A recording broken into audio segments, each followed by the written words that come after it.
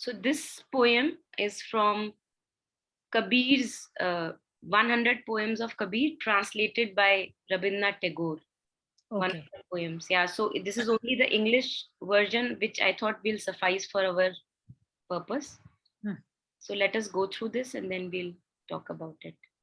Okay.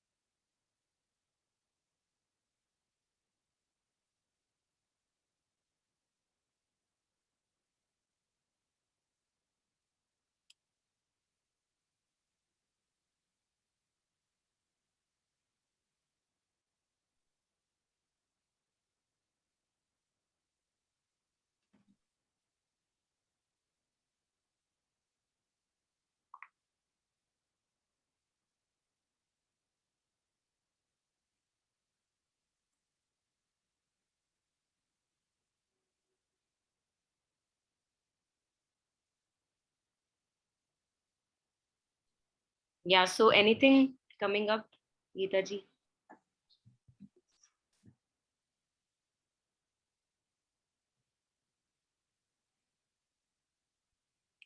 I'm not able to understand the last line, so.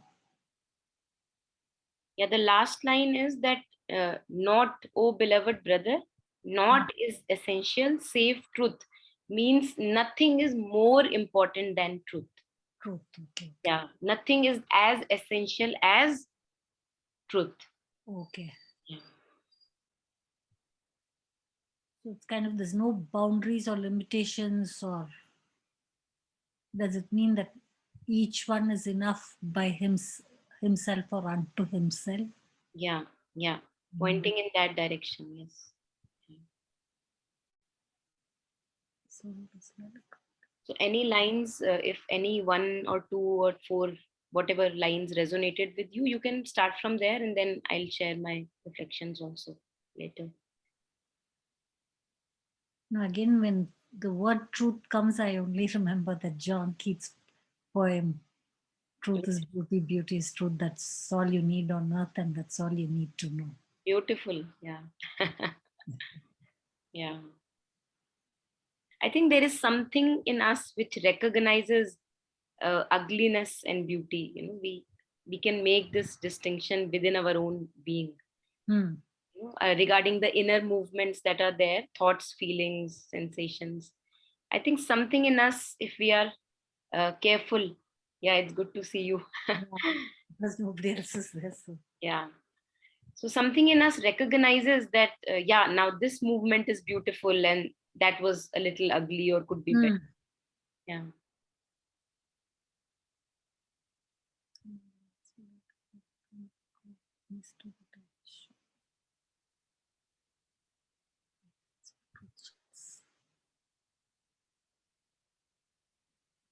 So like radiance of truth shines, like being as you are, where you are, how you are, with whom you are, kind of. As I say, no, if you're not happy with, if you're not happy as you are or where you are, you'll never be happy. So it's going in that direction.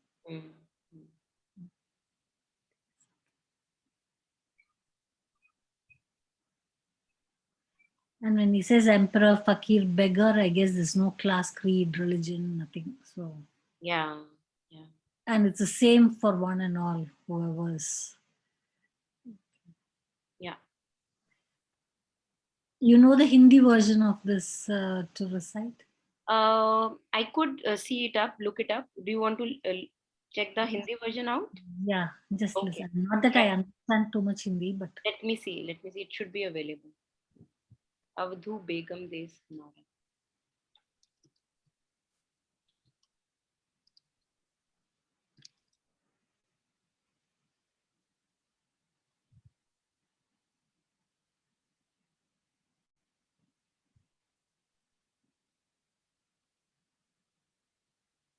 Here.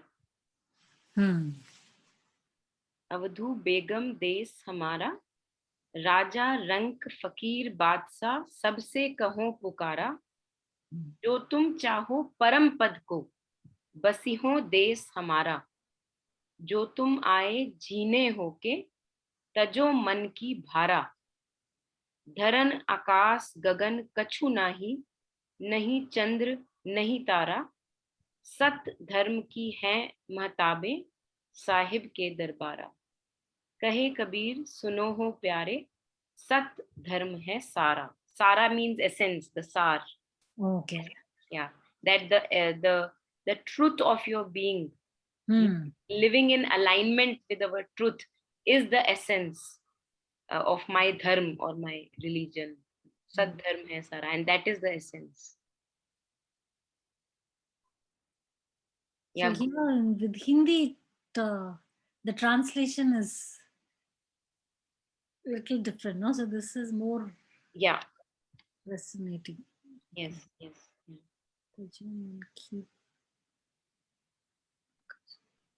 Avadhu Begum, the title is also very interesting. Avadhu Begam Des Hamara, that यहाँ पे, this is a sorrowless land. You know, there are no sorrows in my country, wherever he's stationed in that country.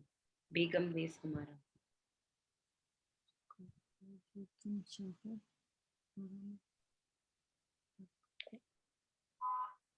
And the Jo Tum Chaho something is there, no? Padam, Param. Param Pad ko, if you want the highest, Param is the highest that is possible for us. Jo tum chaho Param Pad ko, if you really want the highest of the possibility, yeah, then you must station yourself in this country where I am. Okay. Yeah, we can talk about that. I think we can hint at what he means by stationing ourselves in that country.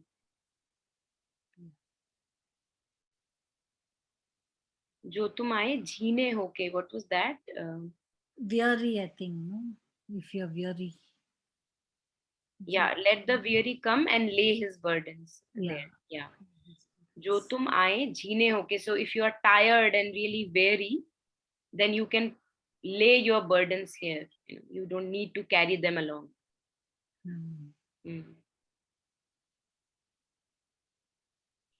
धरन आकाश गगन कछु नाही, नहीं चंद्र नहीं तारा.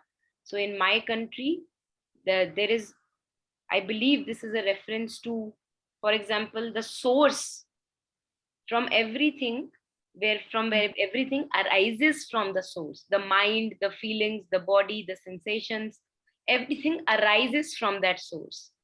So that source is beyond manifestation. So there are no manifest items there. That it is beyond manifestation. It is the source of the manifestation. So it's the, like if he says, oh, Akash, okay. So even maybe those 5 elements also, no? Yeah, so he's saying that I'm talking of this place which is beyond the manifestation of 5 elements. Yeah. Before the 5 elements. Almost like creator's space. Yeah. The origin of the origins, yeah. Since you said Param is the highest. Param is the highest, yes. सत धर्म की हैं महताबें. For only the radiance of truth shines in my Lord's Darbar. Yeah. Mahatabe must be radiance then. Sat dharm ki hai mahatabe, sahib ke darbara. So whatever is there is the shine of the truth, is the light of the truth.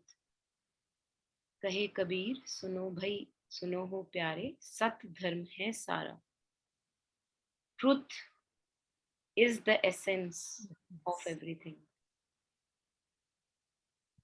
So there is this teacher called Rupert Spira. I don't know if you've heard of it, heard of him. So there are many talks also available on his YouTube channel, etc. And Rupert Spira. Spira, okay. Yeah, I can later share it with you.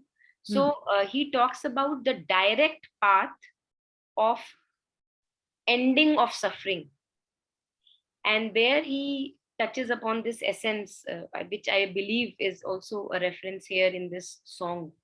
So he talks that often we talk about the content of our awareness, content of our consciousness. For example, if there is a room, empty room, mostly I will be talking about the content of the room. Okay, what a beautiful table lamp. Okay, what a beautiful speaker, what a beautiful chair, you know. So our attention is such that it goes to the content of the manifestation, not the space as not the space which allows the content to be. So or in something else also the same reference was made, no? Yeah. So when I talk about myself, I will talk about myself in context of, okay, this is my thought, this is my feeling, this is my idea, and all that is the content of who I truly am, which is the light of consciousness itself, which sees all of this, which sees the thought, which sees the feeling, which sees the sense perception. I forget to notice myself as that blank space of consciousness. I mostly notice the content of consciousness. I think there we begin to suffer, there suffering arises. That if I know myself as my thought, my feeling, my sensation, I will forever be suffering. Forever be suffering. But if I know myself as the space in which all of this arises and goes away. That's the truth, which is essential. Truth. Okay. Essential truth. The space, the essential space, owing to whose presence the thought and feeling and sensation can come and go. If I know myself as that, then in that moment suffering is not. Yeah. I think when he talks about the burden of the mind, tado man ka bhara. So if you are really weary and burdensome, you can leave your burdens here.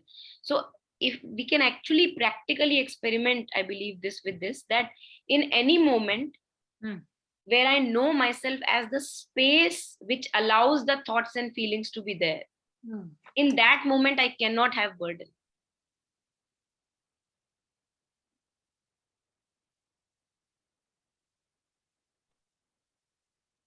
Okay.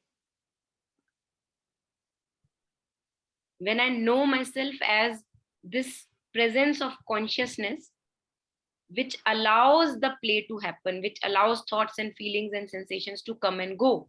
And when we talk about burden, what is a burden? Burden is a story I have created in my mind. But when I am knowing myself as the space for the story,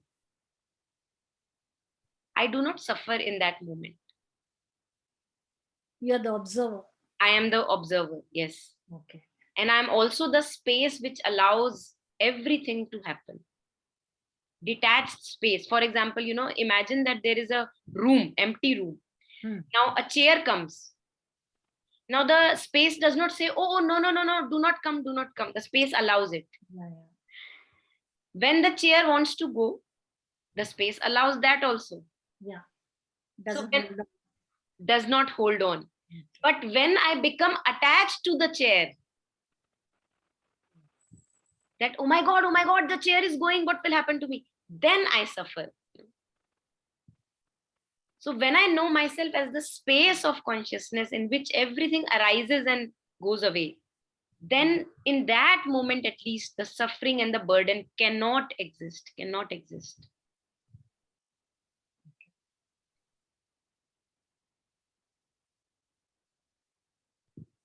And that is, I would also believe that when I know myself as that space of awareness or consciousness, in that I am full, I'm complete, because space is not lacking anything. Space does not lack anything. Space allows the house to be built. The space also allows the house to be taken away by tsunami. Space does not get added on or subtracted by the presence of house being there.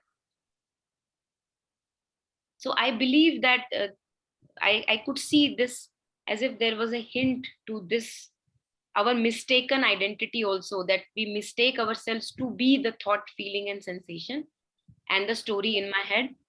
And there I suffer. I'm always a beggar there. I'm always a beggar there. And once we identify with it, it never leaves your mind really, because then you think of the past, even if the present is something, then that also curtails your future, kind of, because you're scared something has happened. So yeah, it is so deep. Okay. Yeah. And it's kind of no past, present, future. It's no present, just the present. Just the now. Yeah, just the eternal now. Yeah, then it's nothing what has happened before, nothing what's going to come is going to affect you. Absolutely. Now, yeah, it makes a lot of sense. And I believe the last line where he says, Sat dharm hai sara. Truth is the essence of my being. So essence is something which is inseparable from me. It cannot be separated from me. For example, water. Essence of water is coolness. One cannot separate coolness from the water. So like that, truth, when we talk about truth or love, that is the essence of my being. I am never separate from truth. Although I may in my mind become separate, but I am never separate from truth. And how in this way I see it here, what I was pointing at with Rupert Spira also, he also points towards this point, that at any moment of time, the presence of chair depends on the presence of space in the room. Without space being present, you cannot, chair cannot be. Okay. So unless you allow it, the thought would not. Okay. So just this mistaken identity, I have to just remind myself again and again that even when I am totally obsessed by the chair, I am still the space, because it is owing to the space that is the chair is present. Okay. Yeah. So although in my mind I am lost because my whole attention is only on the chair. But if I look at it from this point of view, that without the space being present, the chair cannot be. It is impossible for the thought or a feeling to be in absence of consciousness.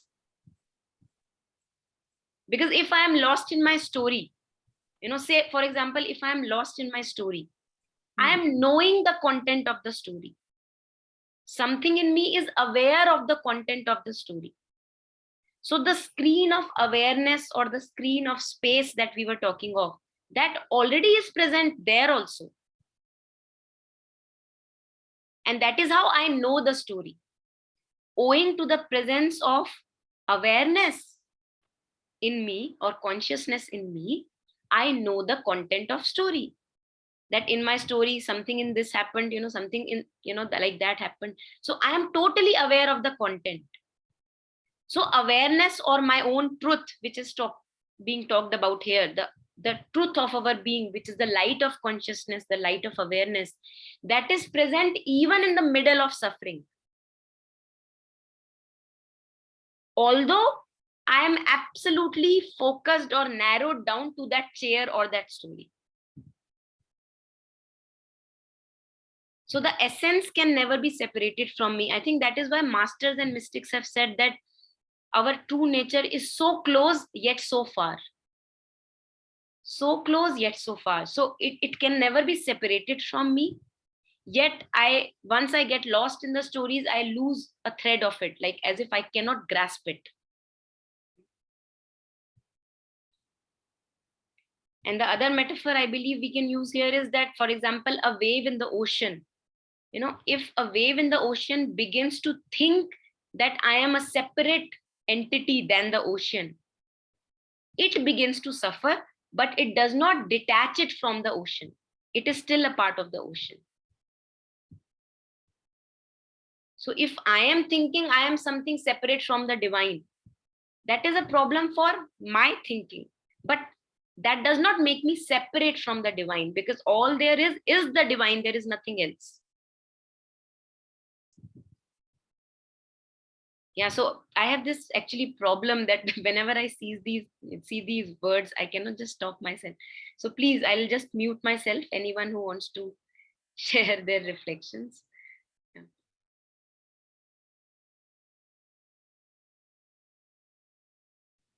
Monica, I'm sorry I did get in late, but is there another English? Could you repeat the English again or post it? Oh, great. Thank you. This is the English version. Yeah.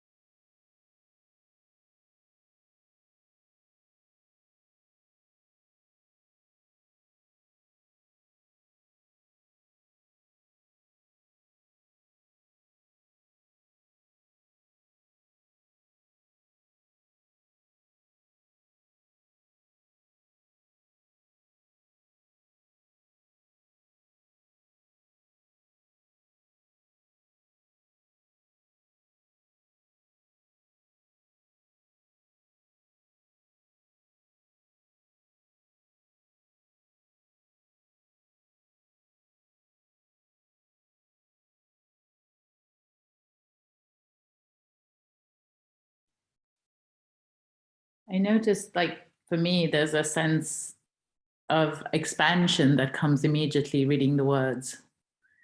Like, it seems to just open the space. I mean, it contains so much. And I think you were touching on that when I joined in, of that spaciousness that one is. And here, just these beautiful words, you know, of a container, you know, with the word Durbar, Lord's Durbar, a container, and yet it is a land without earth or sky, without moon or stars.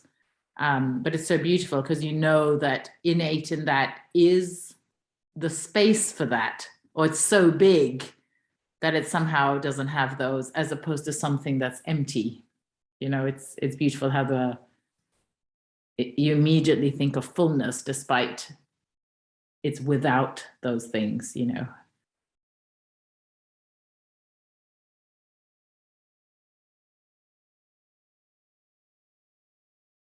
And for the shelter in the highest, whoever seeks for shelter in the highest, I again notice just the welcoming call of it, you know, somewhere that, yeah, I would be welcome to come and lay my burdens. And so what is that vibration in myself, or what is that consciousness in myself that can welcome my own weariness, you know, that I can stay with myself even at those times where it feels exhausting or it's endless, whatever the problems may be. Yeah, it's the expansion seems to call me to find that welcoming attitude as well as embrace to myself, that place in me that does that. Yeah, thank you. Beautiful. Yes. This is also very interesting. The line that you were pointing at, whosoever seeks for the shelter in the highest. Now, this seeking is something which is required. If I'm not seeking, if I'm happy with the lower, then this call is not for me. And that's why in most of his couplets, he says, Kahe Kabir suno bhai sadhu. You know, the sadhak or the path, the one who is seeking, the one who wants to master himself. It's only for those who are now thinking at least that now I feel that I'm ready for something more than the regular ordinary life. So this seeking, I believe, is the essence. Yearning and seeking is the essence of the start on this journey of spiritual discovery of ourself, true self. So whosoever seeks for shelter in the highest, only for those fellows, let all come and settle in my land. And this, I believe this is actually a reference to the spaciousness which you were pointing at, Swapna, the consciousness, or in other words, the awareness, which is the true essence of our being, in which all the thoughts, feelings, sensations, perceptions can come and go and come and go and come and go. But that awareness never goes. Even in deep sleep, the awareness never goes. The mind is asleep, the feelings are asleep. But who knows that there is deep sleep? And that is the presence of awareness, that when I get up in the morning and somebody asks me, did you have a nice sleep? Something in me can say, yes, I had a nice sleep. And when we touch these moments of deep sleep, everything is quiet. The feelings are quiet. The thought movement is quiet. Sense perceptions are quiet. But something in us is still awake, that never sleeps. And Kabir in many other songs also talk about that stuff in me which never sleeps. He says, "Main jagu, mera Satguru jage." So my eternal essence is always awake.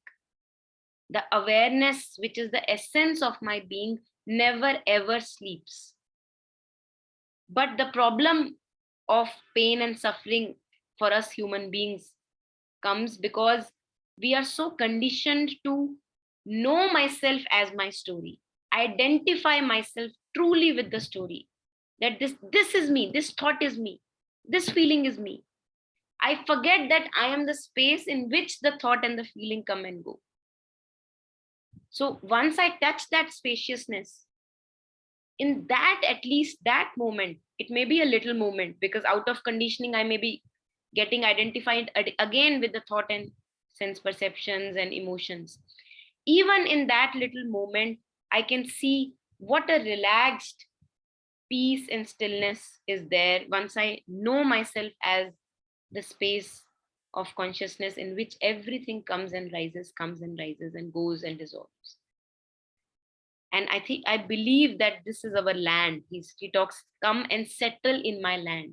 Know thyself as that awareness, witnessing awareness, which you were touching on the lower half, which appears empty, but is full of potential. It appears empty. It appears still and peaceful, but it is the source of all manifestation. It is the source of all power and functioning and force.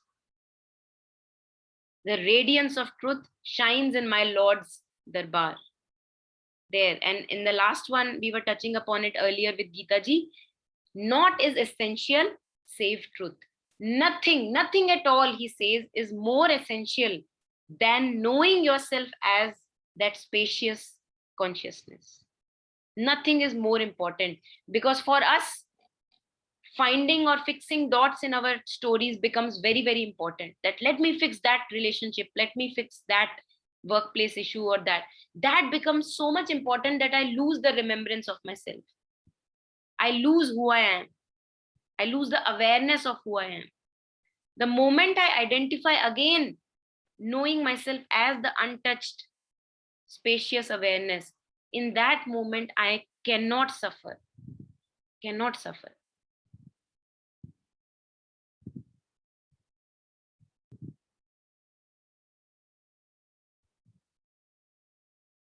And this, so live here, my brother, that you may cross with ease to that other shore.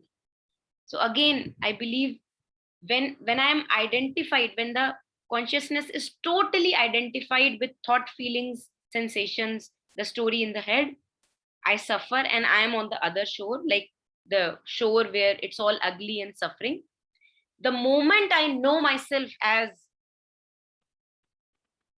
the consciousness itself, which allows the play to happen, the moment I identify myself as that, there as if I land into the other shore. I am, when we talk about world or samsara, we call it bhav sagar, as if I have gone from this side of the sagar where I was in tumult and turmoil to the still and peaceful side of the bhav sagar, or this ocean of turmoil, in one moment. And in the other, I may fall again back to the waves of feelings, emotions, and thoughts.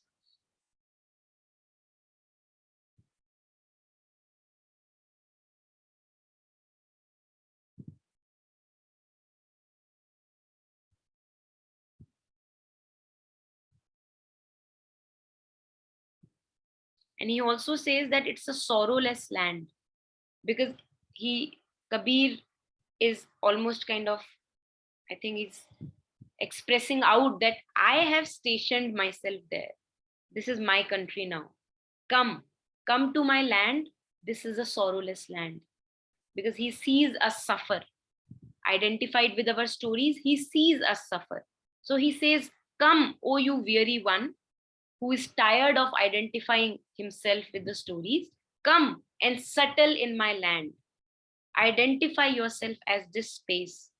Know yourself as this truth where sorrow cannot be. One cannot be in sorrow if one is identified as the space of consciousness, as the space of awareness, which allows the feelings, thoughts, sensations, stories, everything to come and go and come and go, which does not attach itself to anything. Know yourself as that. That is a sorrowless space. Monica, Yeah. can I bring up something that, like, very practical, applying this? I noticed, like, there's a situation in my life, and when I'm in the sorrowful place, right, ego, vital, mentally grappling with the situation, trying to solve it with my mind, it's full of sorrow and struggles and suffering. And then when I'm in this expanded place, more spacious, it seems aligned with what Rupert Spira talks about, or that this naught is essential save truth. I seem to not have a care for that same situation, right? That same situation can arise in my consciousness, in my awareness. I think about the people involved, and I'm just kind of unaffected. And I'm just left going, well, where's the resolution? Because when I'm in that very expanded place, I feel like I have to do nothing about it. It doesn't even really bother me.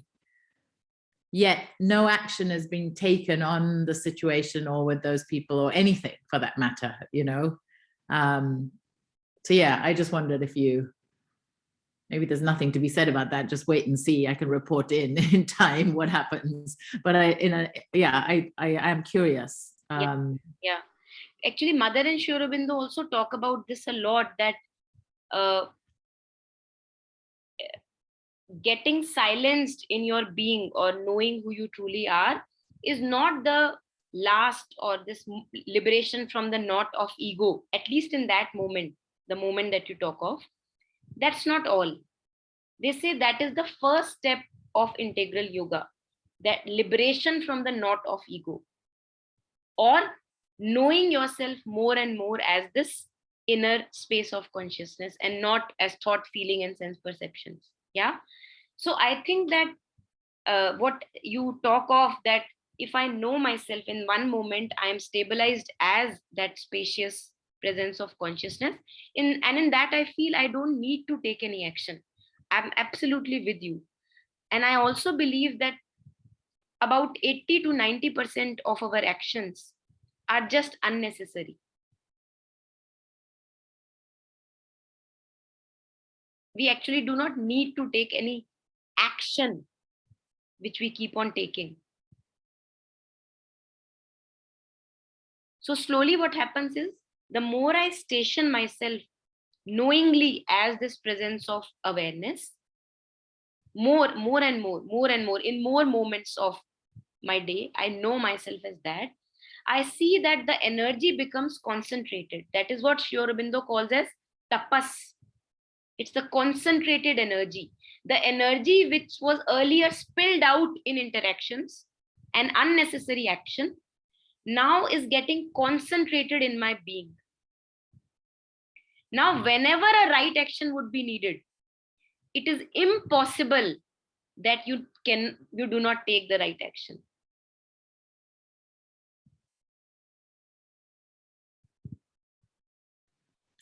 Interesting. Yes, I can see the promise of that, and that, yes, that is what Mother and Sri Aurobindo have indicated. I guess it's having enough trust somehow that, yes, that the spontaneous action, the right action, will indeed arise. Indeed arise, absolutely. For example, I would just give a very trivial example. For example, you're coming to the session is a right action for you, because you know how much it helps us, talking about the words of truth, or just exploring this together. So this is a right action. Now you just came, or maybe you were in a turmoil and you thought this would help, whatever. Right action takes place by itself. It's almost effortless, or maybe at times with effort, because old habits die hard. So there I may be having a very good time, and I may be feeling that I really don't need it. Yeah. So I give myself a little nudge and push that, okay, let me go for half an hour. Not only this session, just anything which explores truth, which reminds us of our essence. So owing to the fact that we are born in ignorance and inertia, anything that helps me connect with my deeper truth is necessary for our day-to-day life. That's what we call satsangat. Because the company of mind is a bad company mostly. Because there I get identified again and again with thoughts, feelings, and sensations. Me and my story, me and my story, me and my story. And whenever I reflect upon these words, they remind me, oh my God, I am not just me and my story. I'm something more than that. So I believe that the more we know ourselves as who we truly are, that space, the more the right action has the possibility to manifest. In words of Mother Sri Aurobindo, Satyam, Ritam, and Brihat, coming from Vedas, they use this terminology. Satyam is the manifestation of truth. Brihat is the vastness, the wideness of the being. How narrow we feel when we are in ego consciousness, we feel very narrow. And when we are in our truth, when we are identified more as our true being, there is a wideness. I am open, receptive, supple. So wherever truth will manifest, Satyam, there would also be a wideness of the being, which is Brihat. And there, Ritam is the right action. There, the right action will take place by itself. Satyam, Ritam, Brihat. So this is the manifestation of our truth. Wide, expansive, as you were saying, commenting upon the lines, wide and expansive, expressing the truth, and also taking the right action, Ritam, when necessary, whenever the right action is required.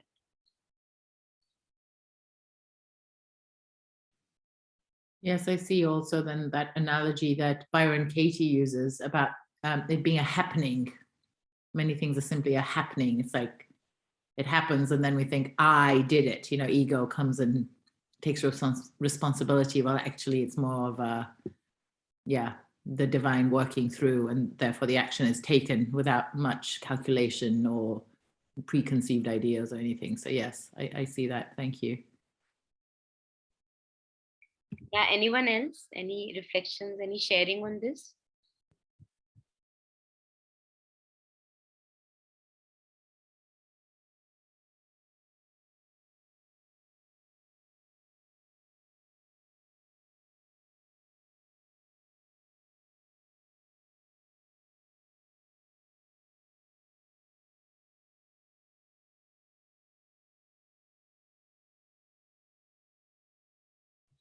So let us take a moment then to reflect upon this one. This is again taken from 100 Poems of Kabir, translated by Rabindranath Tagore. Sanskrit Bhasha Padi Linha. So this is the English version. In a moment, I'll share the Hindi one also.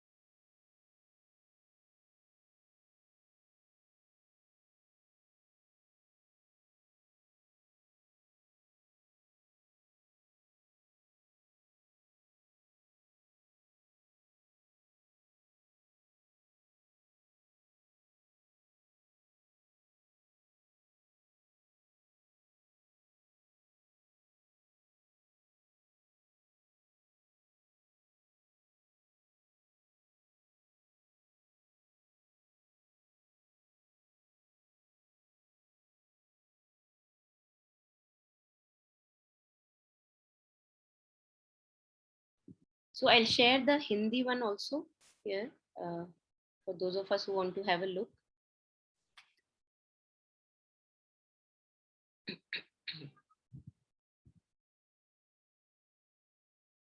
Yeah, here. I hope it's visible. Here it is. Sanskrit Bhasha Padhi Linha Gyani Lok Kahori आशा तृष्णा में बही गयो सजनी काम के ताप सहोरी मान मने की मटू के सिर पर नाहक बोझ मरोरी मटू की पटक मिलो पीतम से Sahib Kabir कहोरी. So I somehow did not find any better one than this.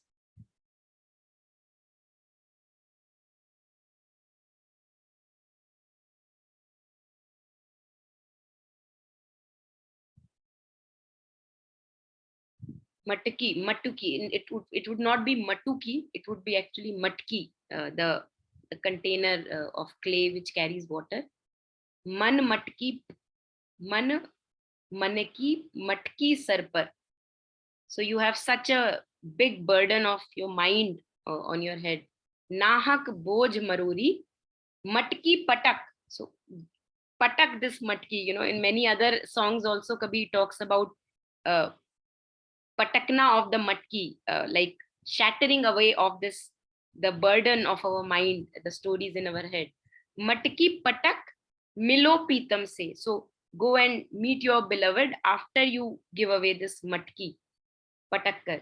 Sahib Kabir Kahori. Yeah. So anyone who feels like sharing, I'll now put the Hindi English one so that everybody can look at it easily.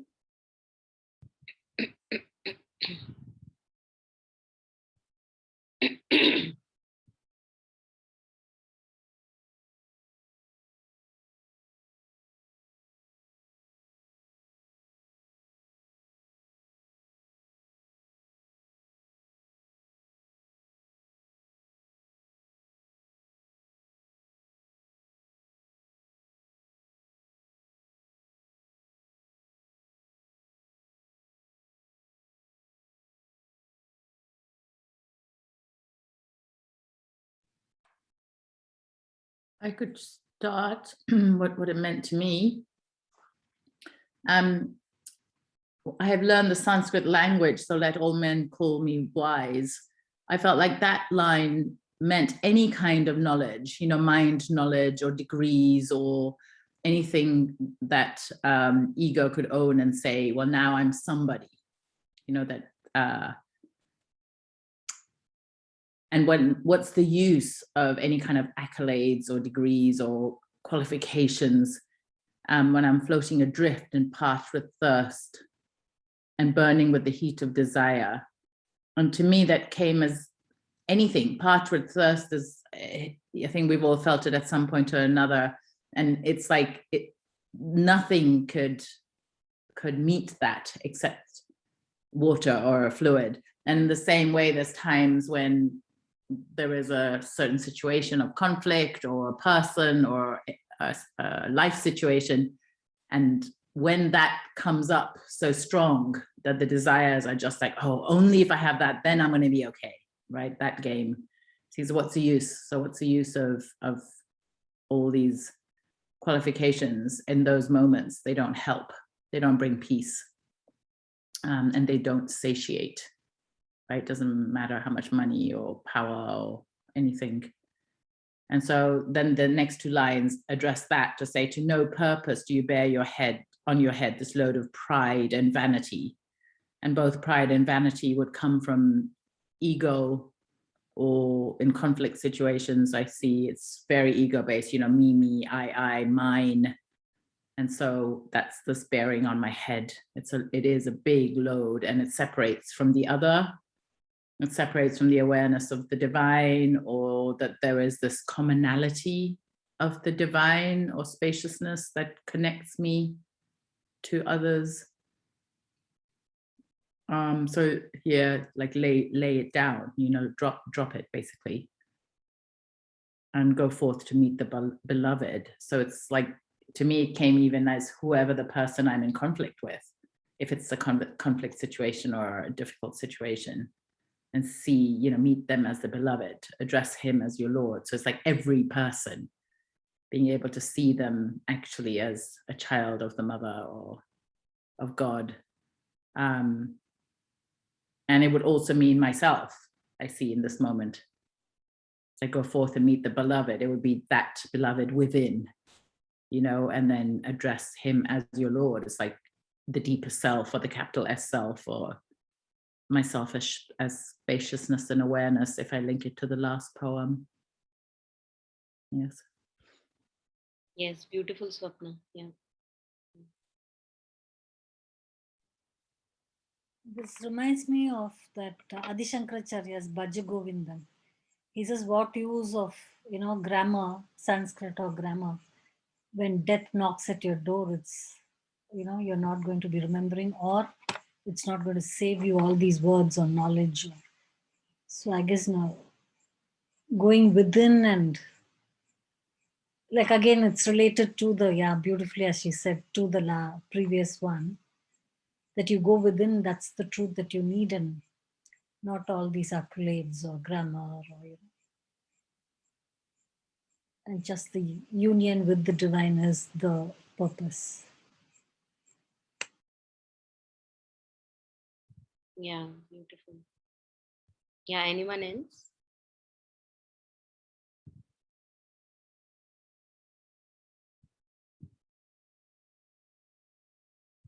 Sanskrit is this, we consider Sanskrit a language of pandits and scholars, like really people who are full of wisdom. Vedic rishis had this language of Sanskrit. So we can also see it like this, that if I have read Sanskrit language, or if I have been on spiritual path for maybe a long time, if I have read scriptures, if I have a guru, that does not make me wise or learned. That does not make me wise or learned. If I have been on this path for 20, 30, 40 years, that can actually become a burden on my head, that look, how dare to, I actually know everything. So we have this, somehow unknowingly, we get this baggage on our mind. Unknowingly, we don't really want to do it, but it happens. That the more we study scriptures, or, words may be full of light, good books, and all of that, the more we begin to think that now I know, now I know, now I know. But he says, मैंने पढ़ ली Sanskrit, I have read and learned Sanskrit language, and other people actually call me wise. They look at me and they say, oh wow, look, here is a pandit, here is a scholar, here is a person who is wise and who knows everything. But he says, where is the use of this knowledge or wisdom when I am floating adrift, parched with thirst and burning with the heat of desire? In those moments where I am identified with the ego consciousness, which is forever full of lack, forever full of thirst, forever full of incompletion, in that moment, what is the use of your wisdom?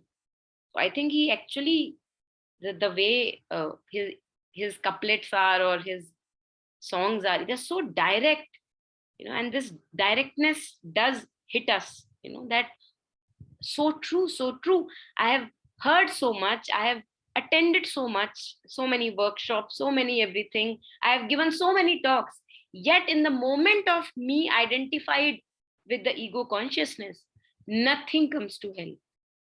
I burn with the heat of desire, I burn with the expectation from life, from people. I am killed by those thirsts, and yet I am parched. My throat is not really moist with water. I am thirsty, full of sense of lack. And this tells me that I am again fallen a trap to getting identified with the ego consciousness, which is forever, forever, forever incomplete and complaining all the time of this lack or the other lack. Forever thirsty. And what does a thirsty person want?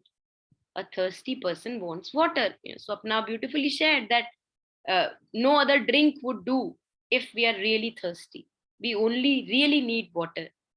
So the presence of thirst in the ego consciousnness tells me that yes, there is something which will get me relieved of that thirst. Otherwise, the thirst would not be. प्यास है मतलब पानी होगा. So thirst is there, then definitely there is a relief from thirst possible. And the moment I come back knowingly, disidentifying myself from the ego consciousness, coming back to the spacious presence of space or consciousness, which is the common shared being of us all. That space of consciousness, that space of awareness, the moment, in even one single moment when I know myself as that, I am not thirsty anymore. I am not thirsty anymore. I am not burning with desire and expectation anymore. To no purpose do you bear on your head this load of pride and vanity. So the pride that I know so much, I must have known by now, all these things go over in our head. But we realize that the pattern of identifying ourselves as the ego consciousness is such a strong pattern that it really, really takes lifetimes for the pattern to dissolve. So I better be rooted in the ground. I better be vigilant that the identification with the ego consciousness or the sense of lack can happen any point of time.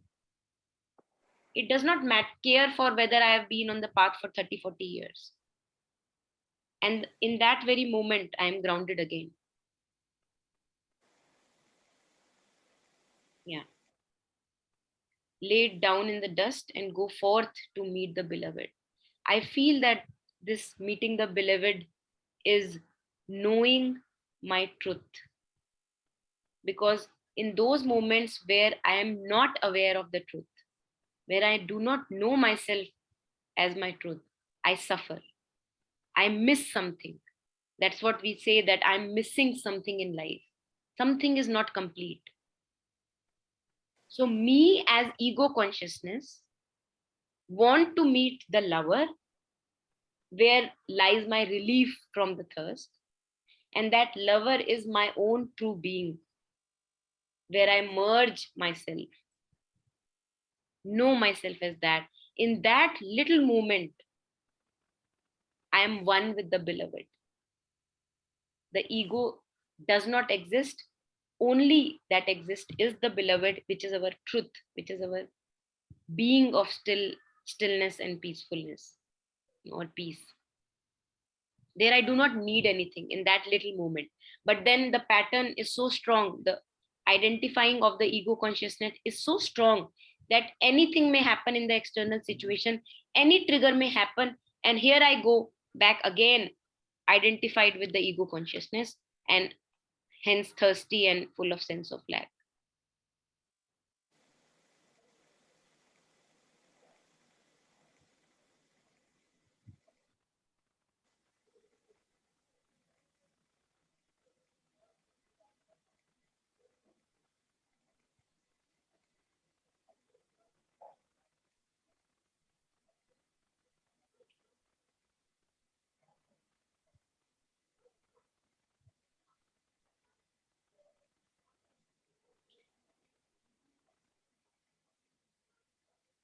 Any reflections, anyone?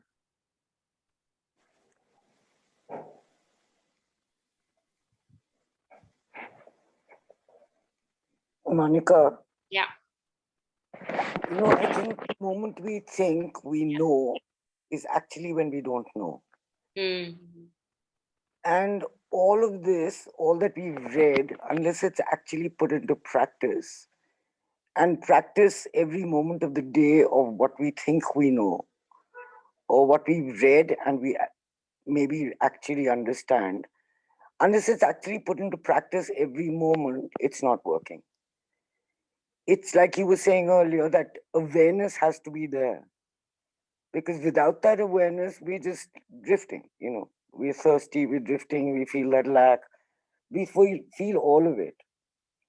And if we think we can do anything, I think that's the greatest fallacy we actually live under. because we actually can't do anything other than try and follow or try and stay aware or try and put into practice. Our ego is just so huge. Until we actually put it aside, there is no meeting the self or the divine. Even if it's for a flash of a moment in our whole day is just a flash of a moment. And just a flash doesn't work. It's got to be consistent. It's got to be more continuous. And I think the whole practice of spirituality, of knowing oneself, or of knowing the divine, is the earnestness with which we want it and the actual practice of it. Because we can talk ourselves stupid and speak very wisely and, think also that we are very wise, but it doesn't actually happen, because it's actually, I believe for myself, that it's God that makes us actually want him. And unless we even slightly ready, we don't think of him, or we don't think of practicing any of the things we read. And some of us read a lot. So all this bookish knowledge is all bookish knowledge till we actually put it into practice. And somewhere, if we could only trust that God is taking care of us, we are not taking care of ourselves. The fact that we breathe is by his grace. Otherwise, we wouldn't even be breathing. The fact that we think of him is by his grace. It's not because of anything we've done. And all our hardships that come to us, our battles that come to us, our wars that come to us with people, which is normally always with people, or with situations which involves people invariably. I don't think any of this is really happening till we actually accept that God is the one actually doing it for us. We need to put in our effort. We need to put in that practice once we start understanding stuff. But if we could just actually trust God, and also know that he can only, or she can only do it for our good, whatever it is. It's like, I remember you once saying that even cancer, if we can look at it as a blessing, I mean, what can be greater than that? That's saying that, okay, God's put me in a position, given me whatever nonsense he's given me. And it's a whole lot of nonsense probably. But there's a purpose to the nonsense that we're in, to the wars that we're fighting. And it's really with ourselves, because it's our egos that we're really trying to battle. And that can only go with God's grace. We can keep, it's ours to make the effort. But if we believe that it's only due to our effort that we will arrive, I don't buy that somehow. Just a thought. That's beautiful. Yeah. This effort and grace, I remember reading something from the Mother and Sri Aurobindo, where they talk about grace and the presence of effort. And there, exactly what you were sharing, I think totally resonating with that. And then the sadhak asked about what about our effort? So Mother was sharing that first you get to realize that everything is a work of grace. And then you slowly realize that even your effort that you put is also a work of grace. So exactly. Yeah. Bang on. Yeah. So that's what you were sharing, and that just connected with those lines I read. Yeah. That just like what you were sharing, that even the fact that I think of the divine is by the grace of the divine. Yeah. Beautiful. It's not because of anything I've done, or that's just the ego playing up and saying, yeah, baby, you're so great. Yeah. Crap. That's crap. Yeah. Yeah. That's beautiful. Yes, Ravi ji. ये चिक्की कपूर जी को थोड़ा मेरे को short में बताइए क्या कहा इन्होंने। चिक्की जी कह रही थी कि खुद ही बता देंगे। चिक्की जी, would you like to translate your stuff in Hindi? Would it be possible for Ravi ji shortly? It's possible, but go ahead, darling. नहीं नहीं, आप करो ना. I will, because I No, will no, translation error. go ahead. Just go ahead. अच्छा. So Ravi ji, Chikki ji was saying that even the fact that we, sorry, मैं English में बोल रही. So funny.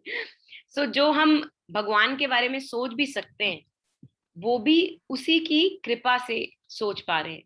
तो अगर हम इस चीज को ध्यान रख पाए कि उसकी कृपा के अलावा हमारा सांस लेना भी मुश्किल है, उसकी कृपा का बिना एक पत्ता भी नहीं हिलता.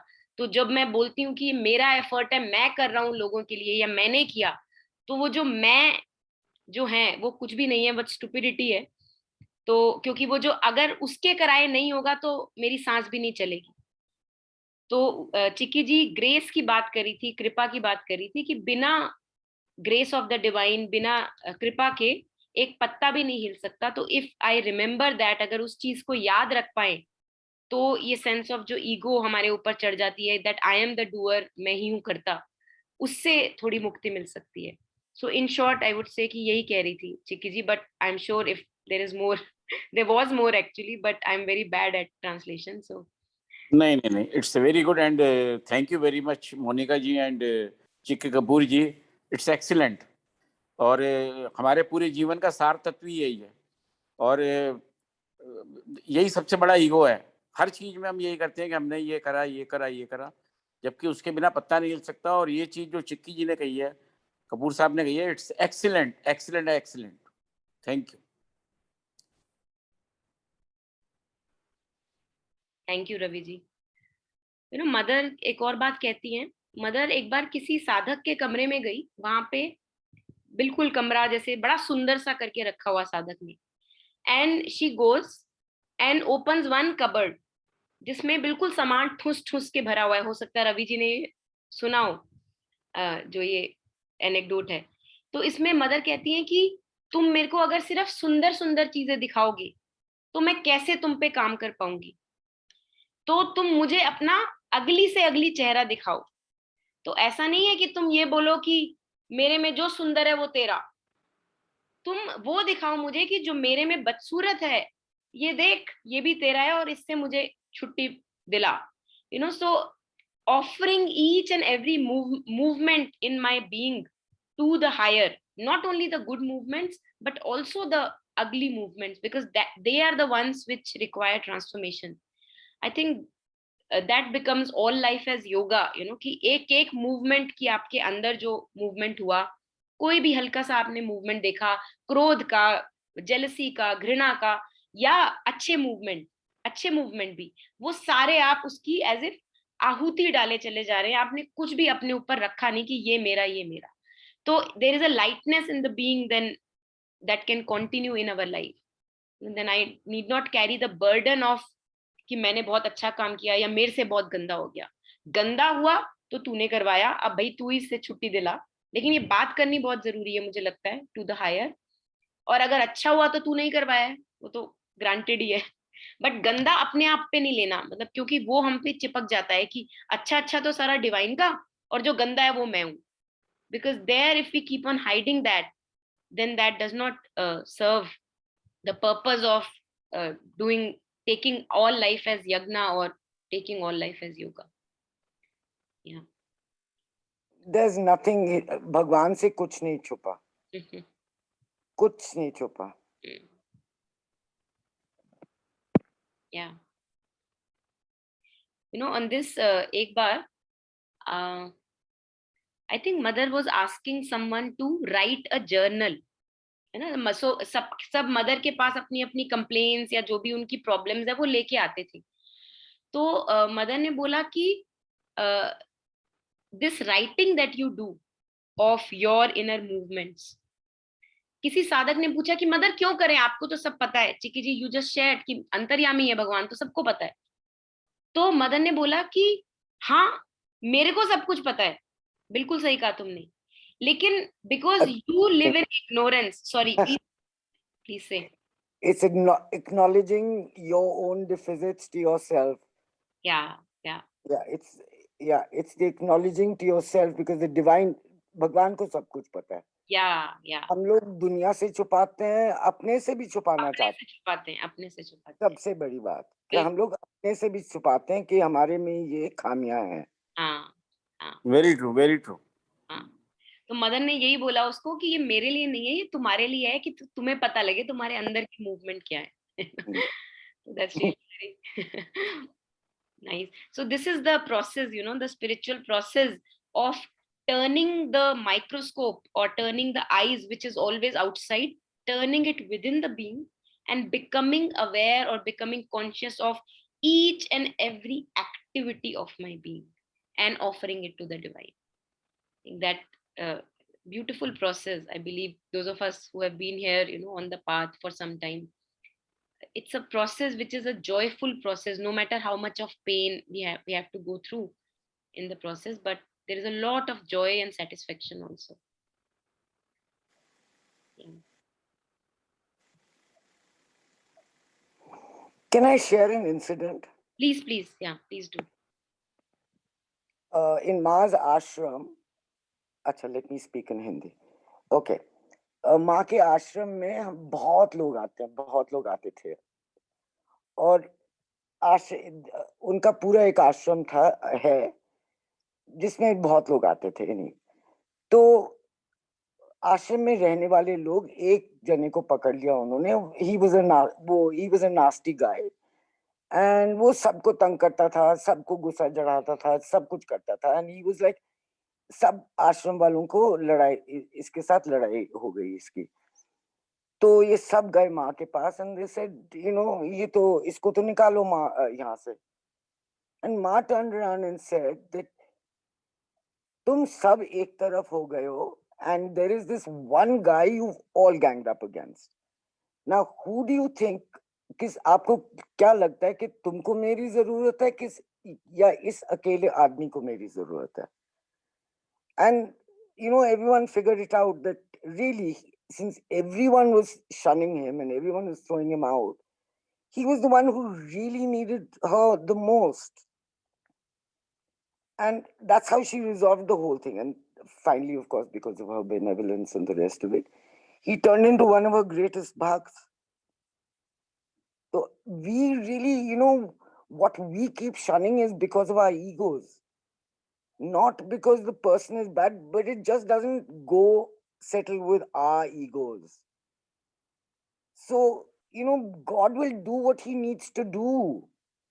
हम लोग को लगता है, like a little while earlier, a lady was saying, you know, that what does she need to? She really needs to do nothing but to, if she has the patience to sit back and just spend that time calling on whoever, you know, it is that her higher being is, and the thing gets resolved. And it's just patience, you know, we want it अभी उसको अभी सुलझाओ। कई चीजें ऐसी हैं जो हम लोग अभी नहीं सुलझा सकते, वो उनका अपना टाइम है, पर हमको अपने टाइम में चाहिए, वो वैसे नहीं होता ना। तो हमारे लिए सबूरी बहुत जरूरी है। हम लोग सबूरी के बिना पागल होते हैं, एक दूसरों को गालियां देते रहते हैं।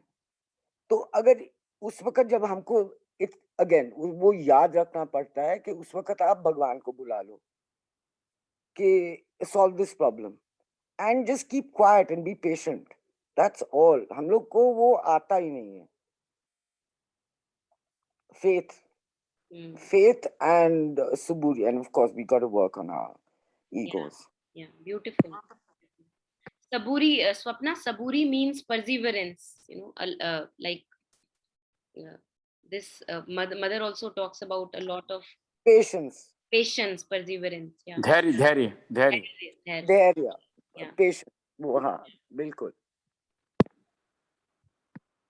I think it's really very powerful, Chikki, what you were sharing, that we want to fix the dots in our external life situations, that they should happen according to what I believe they should happen, and they don't. We all know that they don't. And there is where we need this patience that you were talking of, that in the middle of the unresolved mess, can I be okay? Can I be okay? I think that is what the lotus signifies. In the middle of the kichad of all, you know, and we're all living in this unresolved mess. yeah. I mean, we can be on this path for the last 50, 60 years. It doesn't make a difference. Yes. The fact is, we're still looking. Yeah. And I believe our journey should really be about trusting and being patient. Absolutely. उसके बिना तो कुछ नहीं होने वाला. हम तो फिर कहाँ से कहाँ पहुँच गए. Bilkul, totally. I think slowly that unresolved mess or the kichad in which the kamal rises, I think we have. It just clears up. We've just got to have faith. Yeah. And Suburi, you know, leave it to the guy. He knows what he's doing up there, man. Absolutely. I mean, he's in charge of the world. We're not. Yeah. हमको लगता है हम बाकियों को सिखाएंगे. हम क्या सिखाएंगे? Yeah. You know, हमको अपने आप जब तक हम मरते नहीं हैं तब तक तो हमको सीखना ही सीखना है ना. Absolutely. उस सिखाने का कहाँ आ गया? वो तो भगवान का काम है. बिल्कुल. हम क्या सिखा रहे हैं किसी को? Yeah. I think it's really powerful if we can use the unresolved mess, as you were sharing, as a nurture to come back home to myself, which is the lotus that we see in the mud. So if I can use all the unresolved mess which is present in lives of everyone, each human being, as you were sharing, if that becomes a zariya to come back home to myself, if that becomes a zariya, and it does become a zariya in all of us lives, you know, we see that it's the most painful situations that have truly given us the most and have, you know, kind of turned us towards our own self. If that is possible, then I think everything is a cheap bargain. No pain, no suffering is a price that we pay more. It's all a very cheap price to come back home, because the journey is to come back home. The journey is to come back home. And it's really the symbol or the metaphor of lotus is so powerful that can I use all the chaos and confusion of my life right now in order to go within and blossom from my inner truth? Is that possible? And I think that's possible. I think that's why the suffering is there. Yeah. And that example was really very powerful, the one that you shared, that कोई बंदा था और वो उसको सपने अकेला छोड़ दिया, and mother says that Anandmayi Ma says that this is where I am needed and not at other points. I think that is really very powerful. I feel that we don't have enough love in our relationships, because wherever we see ugliness, we run away from them. I think it requires a lot of courage to stay with the ugliness and love and courage and to transform that. You know, let's even leave the love to God. Can we just stop judging? We're just judging all the time.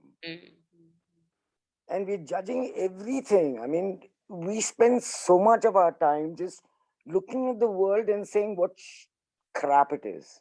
Absolutely. I mean, just as a starter, you know, like Ma says, you know, out of the 26 things in the Gita, उनमें से एक पकड़ लो, or the rest of it will unfurl itself for you.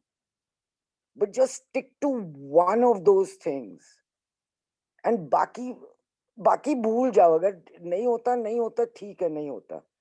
वही एक चीज को अगर आप पकड़ लो तो बाकी सारा भगवान का वो आपके पास है. But it requires again an effort, a dedication. Yeah. You know, it requires a tremendous dedication. It, again, depends on your earnestness to get out. Yeah. Absolutely.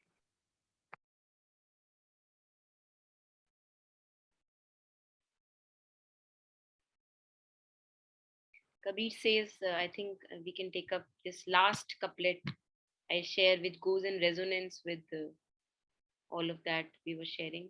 I believe it goes in resonance. And then after that, we'll take up any reflections and then we can end. मन के बहुतक रंग हैं, छिन छिन बदले सोए, एक रंग में जो रहे ऐसा बिरला कोई.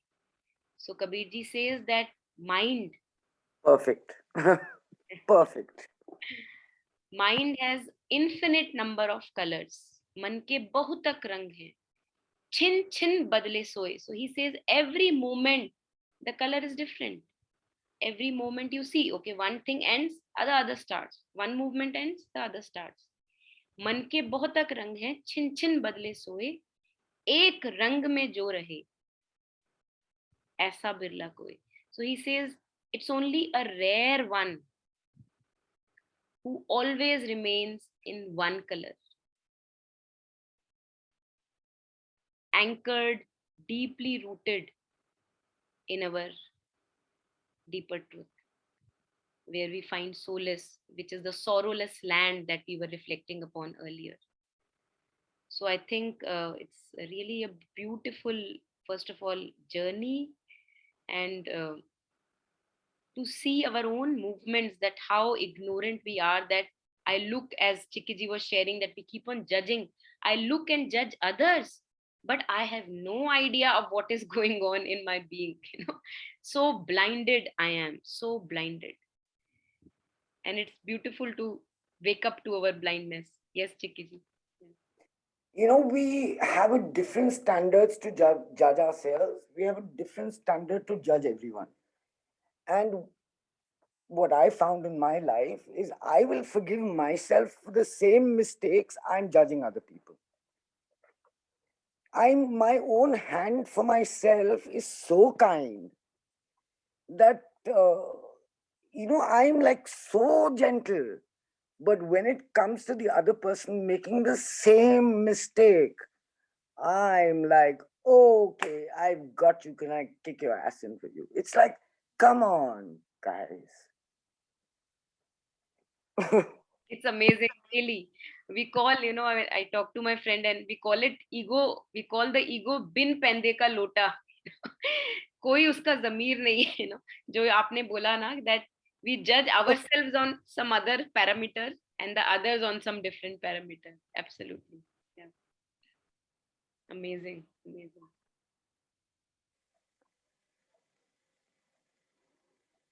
Amazing session. Thank you, Nika. Amazing session. Yeah, very enlightening. Yeah. Great. Thank Yes, yes, yes. You are very correct. Enjoyed. Anand hi Anand. Thanks. Thank you, Monica ji, and thank you, Kapoor sir.